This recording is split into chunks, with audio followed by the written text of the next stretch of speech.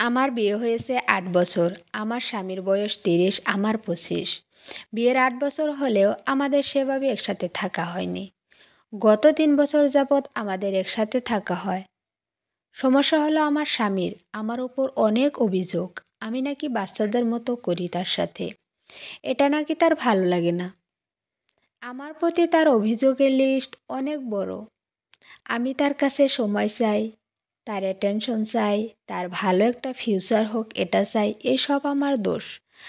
আমি চাই সে অফিসে গেলে অন্তত একবার ফোন দিক আমাকে, জিজ্ঞেস করুক আমি কি করছি, খেয়েছি কি না, ১ মিনিট হলেও কথা বলুক। কিন্তু সে বলে না। আগে এ নিয়ে মন খারাপ করে অনেক কান্নাকাটি করতাম। আমি কল দিতাম, খোঁজ নিতাম। যেদিন বুঝেছি আমি কল দিলে সে বিরক্ত হয়, সেদিন থেকে কল দেওয়া ছেড়ে দিয়েছি। আমি সারাদিন তার অপেক্ষা করি। সে বাসায় আসলে আমি চাই তার সাথে সময় কাটাতে, গল্প করতে। সারাদিন ব্যস্ততার শেষে সে ক্লান্ত থাকে, আমি সেটা বুঝি। সে বাসায় আসার পর তাকে ২-৩ ঘন্টা সময় দেয় রেস্ট নেবার, কিন্তু সে মোবাইল নিয়ে পড়ে থাকে রাতের পর রাত। বিয়ের এত বছরে আমার জন্মদিন অথবা বিবাহবার্ষিকী কখনো মনে করে একটা উইশ পর্যন্ত করেনি। কিন্তু তার জন্মদিন বা বিবাহবার্ষিকীতে আমি আগে উইশ করি এবং তাকে সারপ্রাইজ দেই, কিন্তু তাতেও সে খুশি মনে গ্রহণ করে না।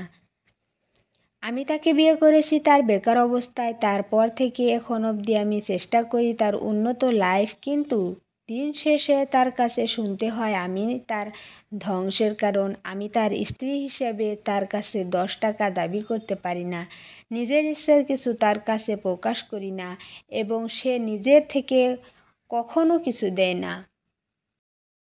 আমি কিছু বলতে গেলে বলে যে তোমাকে বিয়ে করাটাই আমার জীবনে অনেক বড় ভুল। অনেক বড় ভুল করে ফেলেছি জীবনে। এখন বুঝতে পারছি। এই কথাগুলো যখন শুনি ভিতরে যে কতটা আঘাত লাগে, সেটা কাউকে আমি প্রকাশ করতে পারি না, কারো কাছেই না।